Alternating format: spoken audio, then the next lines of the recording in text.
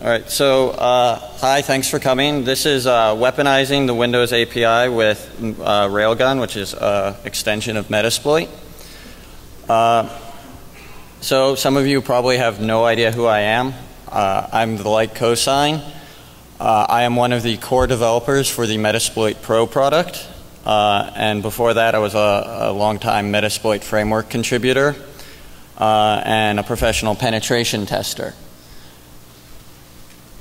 Before I get started, there's just a couple people, and this is far from a complete list, that I wanted to just give a shout out to. These are all the people who really helped me get to this point and mentor me, teach me a lot of the stuff that made me the person I am today. I've spent the past about 2.5 years working on Metasploit as a contributor. And when I first started, H.D. Moore said something to me that I think is a quote that needs to be kind of immortalized. He said that if you don't think you're a noob, then you're not trying hard enough. So what I'm going to try and do with this talk is just kind of show that this stuff can be done by anyone who has the desire to learn it. And it's not as hard as you think. So hopefully at the end of this you'll come away thinking Railgun is pretty cool. You'll want to contribute some modules back, and maybe next year you guys will do a talk on something cool you did with Railgun. So everybody knows Metasploit for its exploits and being able to get shells on a box. As a penetration tester, I said, well, that's great, but now what? You know, there's a lot more you have to do than just get a shell on the box. You have to actually achieve some sort of objective that is meaningful for your client or your company. And that's where post-exploitation comes in. There's a lot more that goes on in Metasploit now with the development of post-exploitation, from stealing credentials, gathering information, doing further reconnaissance on the network once you've gotten that first foothold. And in a very short period of time, we've come up with a lot of new possibilities through the advent of the post module. I don't know how well you can see that, but just in Windows post modules alone, there are 105 modules currently in the Metasploit framework. And these do everything from screw with the wireless card to decrypting stored passwords to, I mean, just about anything you can possibly imagine. And this is all made possible on the Windows environment from our Meterpreter payload. For those of you who don't know what Meterpreter is, it is sort of like the default go-to payload now for Metasploit. It is a compiled C DLL that most of our exploits inject into memory via a stager. So it provides an enhanced command shell, but what's really important is that it provides a standard API that module developers can code to. And it provides a lot of functionality. One of the benefits of Meterpreter is that we can migrate. Once we've gotten that initial shell, we can migrate it into other processes and gain system level access very quickly and easily. So jumping right into Railgun. Railgun is one of the extensions for Meterpreter. Basically, it's a part of the standard API that allows for arbitrary loading of DLLs on the system. As long as you know the path of the DLL that you're trying to load, you can just pass that information into Railgun. It will map the DLL into memory, and then you can actually get function pointers out of that module. So it's doing runtime dynamic linking, and we're doing it on the fly. So we pass it a DLL name, then we pass it some function names, and we get to call that function as if it was already coded directly into Meterpreter. Since Windows API DLLs are always at a known location, this means the entire Windows API is ripe for exploitation and use for whatever nefarious purposes that we might have on that system. Excuse me. So Railgun is providing us a fully dynamic access to the Windows API. That's all the core functions that any Windows developer would want to use to do anything on that system.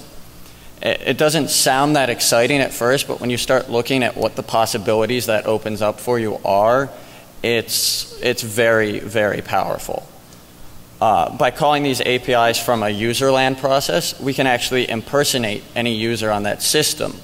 And this can be very important for things like cryptographic context, where the cryptographic context will change from user to user. So if we migrate from a system process into a user process, we can then call Windows cryptographic APIs as if we were that user, and the operating system will just go ahead and decrypt that data right for us. And you'll see a little bit of how some of that works later when we get to some of the demos. But basically, Railgun and the access to the Windows API makes anything possible once you get that initial shell. So let's talk about Railgun and its history briefly here. In June of 2010, a community user called Patrick HVE submitted Railgun via the mailing list. And it was just an extension from Interpreter to load at the time. By September, Stephen Fewer had added 64-bit support. In February of 2011, Xiaomu, another user on the IRC community, took over support for Railgun and started adding new features and patches and things. But by fall of last year, he kind of just disappeared off the face of the earth again. So here's where I get into some wishful thinking. Starting August 2012, some of you will start contributing back to Metasploit and Railgun. And December 2012, the Mayans predict the apocalypse. Who knows? Maybe it's Railgun related. So how it works on the C side is that it uses a Windows API function called load library and another one called get proc address. So load library just takes a path to a DLL and maps that into memory if it's not already there and returns a handle to it. From there, get proc address takes that handle and actually takes a function name and returns you a function pointer that you can then use to basically alias any function out of that module. There are some additional utility functions like some generic memory read and write functions. So as we return some of the data, we then read the return right out of memory. It can get a little hairy, but I'll show you what some of that looks like in the demo. On the Ruby side, we have a bunch of libraries. They all live in the Rex library under Post, Meterpreter, Extension, Standard API, Railgun. So the actual code for the Ruby side of the API lives there, but also what's important is the definitions for these libraries and these functions exist there. So you can, when you're writing a module, you can define the DLL and you can define your functions within your module, or you can just go ahead and build it right into Railgun by creating these definition files. And here's a brief look. You can't see that really well, so I'm going to actually show you some. I'm flipping the wrong way. So this is what one of the definition files looks like. This is the definition for the Advanced API 32 DLL. You can see there's actually a custom structure defined here. It creates the DLL, defines it via the path, and puts in the constants manager. And then we can see the function, all the functions. And it goes down quite a long way here, but these are all the different functions out of that DLL being defined for our API. Oh, sorry.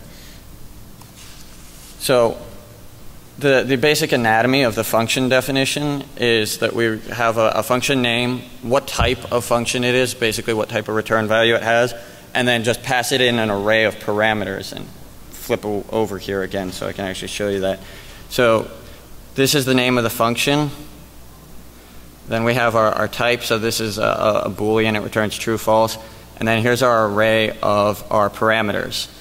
And what you have is the type of data that goes into that parameter, the name of it, which is only sort of important, and then whether it's an in, an out, or an in-out parameter. For anyone who hasn't worked with the Windows API, what that basically means is an in parameter is one where you're just putting data in, an out parameter is where you're expecting to get back, and an in-out is where like the function will read data in but might change that data on the way back out. And so, I mean, it's very, you can see once you actually know the structure, it's very simple and easy to define these functions and add new ones constantly.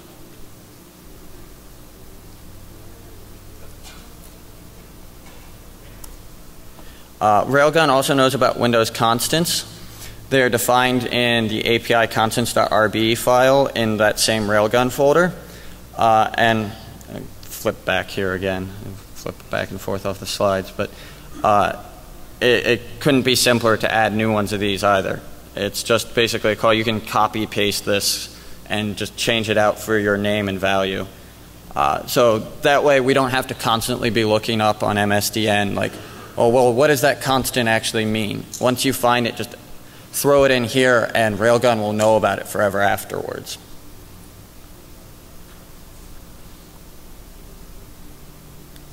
So just talk real quick about what those various data types are that are defined in those parameters. The most basic and probably the most common one you're going to see is a D word.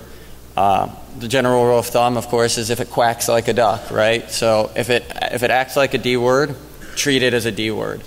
This goes for pointers, handles, you know, all the weird things that you're like, well, Ruby doesn't have any concept of that. Like Ruby doesn't understand the idea of a function pointer or a handle, right?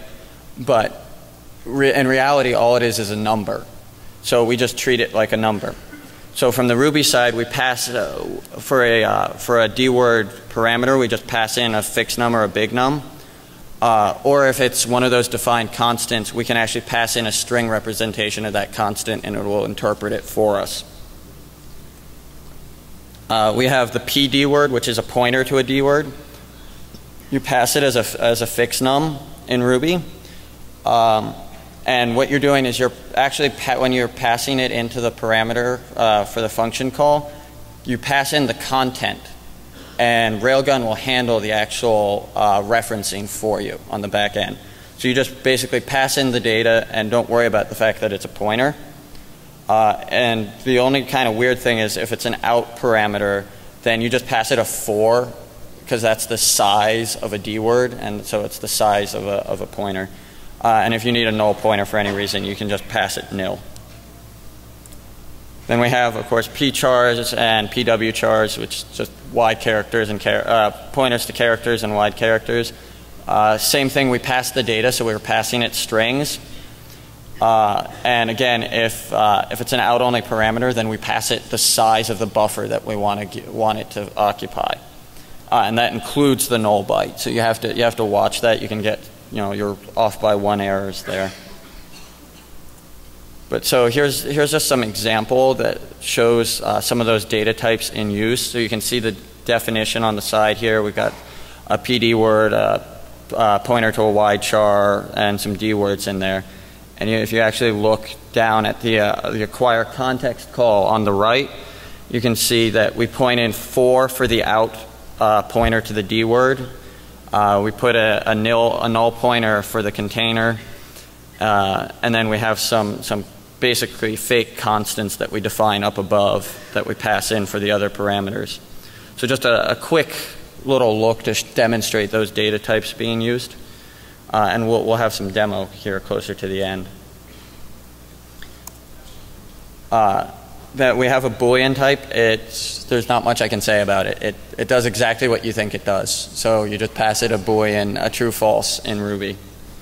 And another example, here's the is debugger present Windows API call.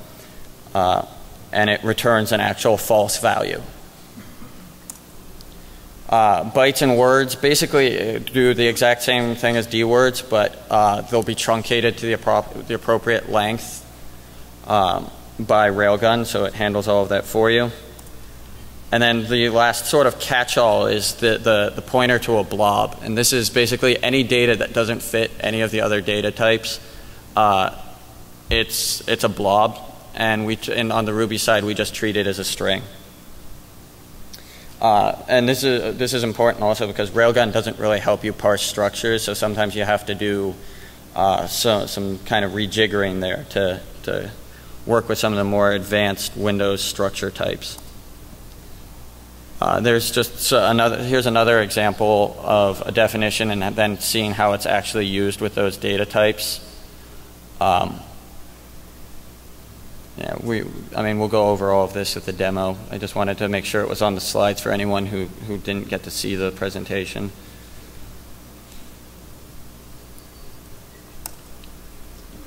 So sometimes we have to kind of fake it. And this, I kind of made reference to this earlier with the D-word thing. There's a lot of crazy data types that you can run into with the Windows API. A lot of custom structures. And even simple things like handles and pointers that Ruby doesn't have a concept of. So we kind of fake it. Anything that basically boils down to being a number, you just treat as a D-word. Otherwise, it's a blob. If neither really works for your scenario, my recommendation is add support for it yourself. It seems intimidating at first, but it's actually really easy to work with this stuff. So when you make an actual function call, you're actually returned a hash. And that hash will always contain at the very least the result of a getLastError call. So basically Railgun will make the function call for you, and then it will call the Windows getLastError function, which will tell you any error code that occurred with the running of that function. And then the hash will contain any out values from that function call. So for anyone who's not familiar with getLastError, it'll return an error code of 0 if everything went fine. Otherwise, you'll get a system error code, and there's a nice handy MSDN page where you can look up what any of those mean. I recommend that everyone have that page bookmarked because it's super, super useful. I reference it all the time.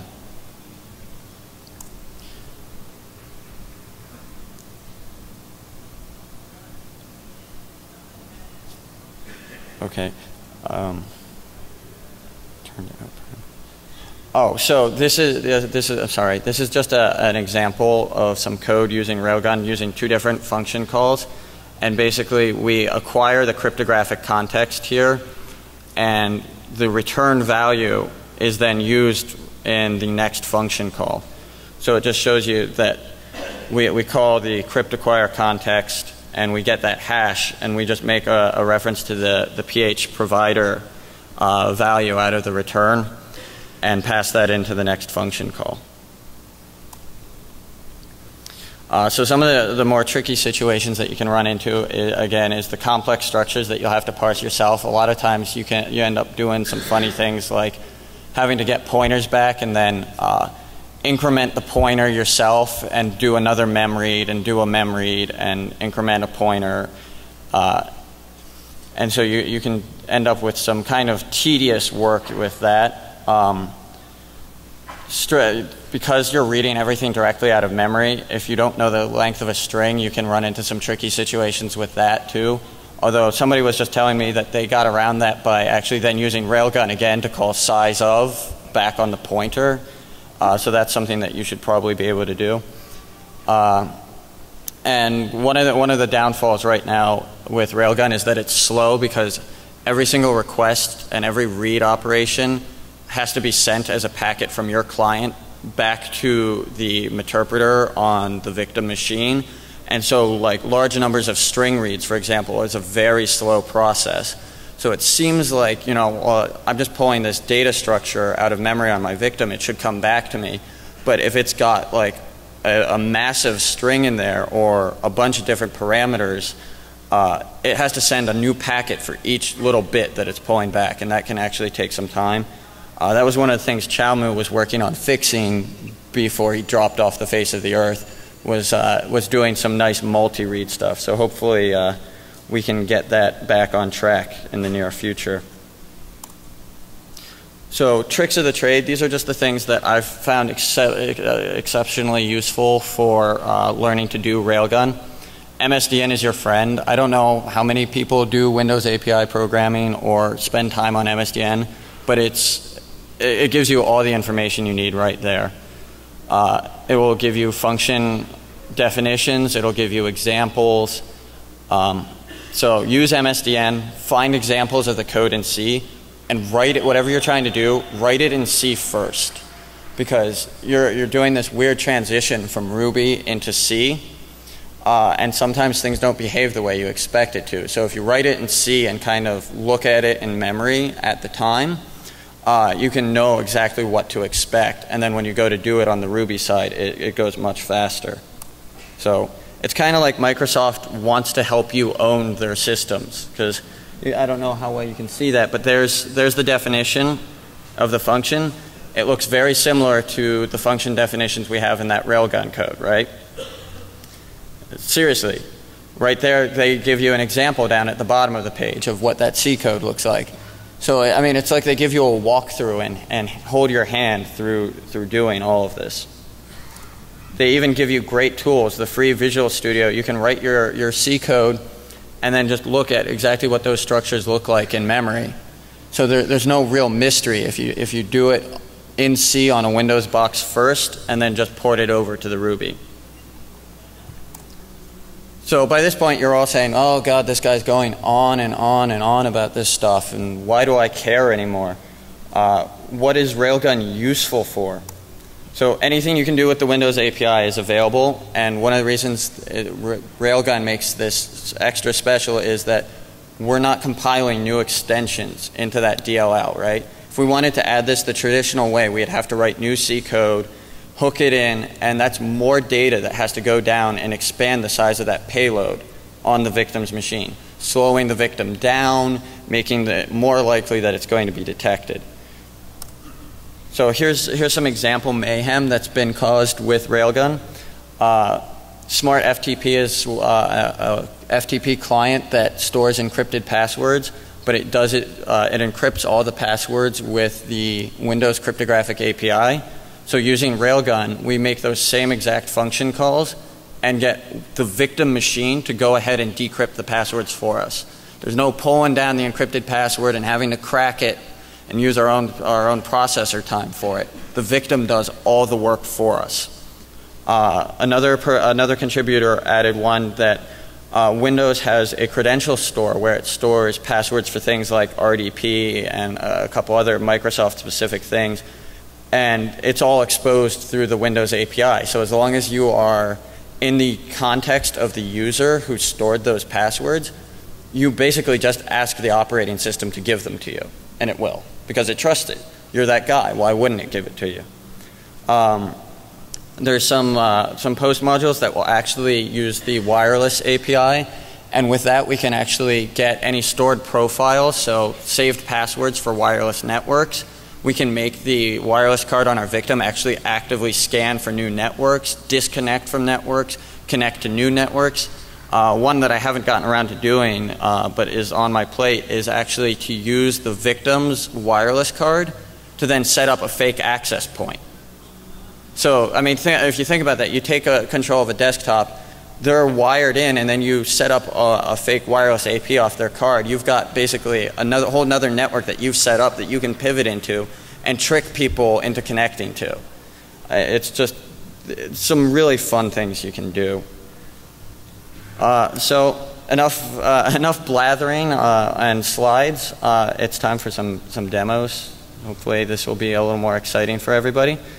So I've got a Server 2008 VM set up here. We're going to just go ahead and make sure all our settings are correct. We're just going to pop a shell on it with the ps exec module. Okay, so we've got our interpreter session. We're going to run the ps command to get the process list. And let's find Explorer. Okay, so what I'm going to do is I'm going to go ahead and migrate Meterpreter into the Explorer process so that we're operating in user land, so you can kind of see some of this stuff interactively. And it'll take a little second here. It's basically just re-injecting itself into a new process. And so now we should, if we check our UID, we're running as that actual user.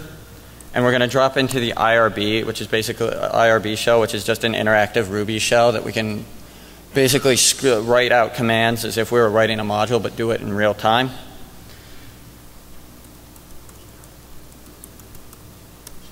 And so we're going to just call on Railgun here. So everything's done through the client object that represents your connection to the victim, and then we're calling the railgun extension, and within that, user32 is the specific DLL that the first function we're going to use is based out of. And we're just going to throw a quick little message box up there just to be the simple, obvious example. So pass it a null pointer, pass it the message and the title of the window, and then we're going to pass it a string representation of the MBOK constant, which just tells it that the message box is an OK button message box. And we're going to call that. And there you can see our simple little message box.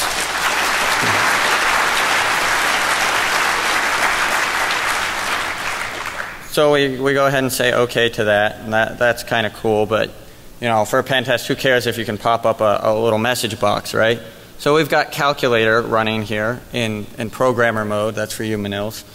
And we're going to find that PID here in our back in our process list. Excuse me while I find the PID. Oh, there we go. Okay.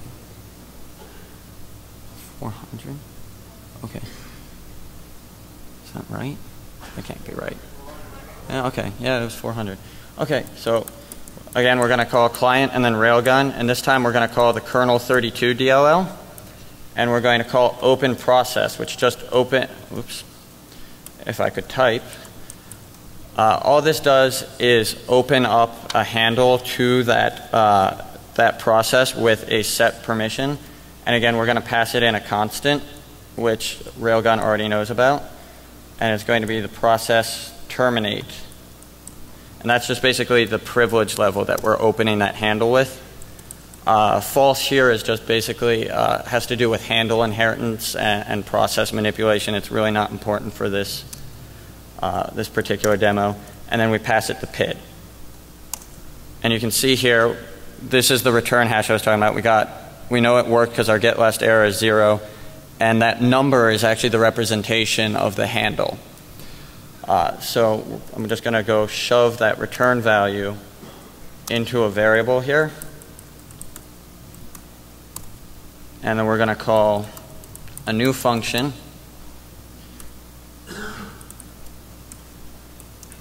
terminate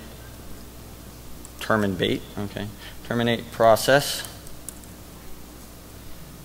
And for terminate process, all we do is we give it the handle and an error code or an exit code. And our calculator is gone.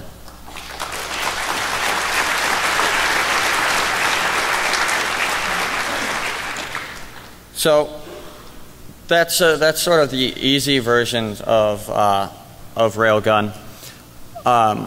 And just kind of a quick demonstration to show you the simple and easy way you can call some of these predefined functions. What I want to show you now is the Smart FTP. This is one of the saved XML files that Smart FTP stores a saved connection in. And you can see we've got the name of the connection, some data about what host it was, what port, the username, and here we have an encrypted password saved in that XML file. So what we do is in our, and I just closed it. That was brilliant. Sorry. Let me pull that back up. Modules. Control-Shift-T. Well, I guess I could just do this file. Open recent. There we go. So in this module, we actually there's a lot of garbage here just for searching out for the XML files and parsing them. But what we're interested in here is the actual decryption routine. So we pass in that encrypted password we saw in the XML file. We do some packing to get it in the right format. And I've predefined some constants here that are useful for the cryptographic functions. But then you can see we basically just we call a series of crypto API functions to acquire the cryptographic context, create a hash. That hash data is then used to derive the cryptographic key that was used to encrypt these passwords. Destroy the hash, we decrypt the password, then destroy everything and do garbage collect behind us. So we can turn this into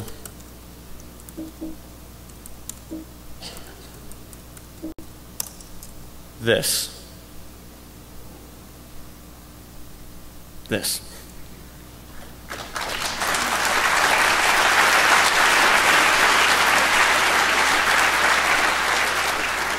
So, I mean, this is a very common problem, and you'll find a lot of these modules sitting in Metasploit framework for decrypting these passwords, because a lot of clients think that if they use a real encryption algorithm, surely it must be safe. But of course, they hard code the encryption key or the routine for gathering the encryption key directly into the app. So it's very easy to reverse engineer that back out.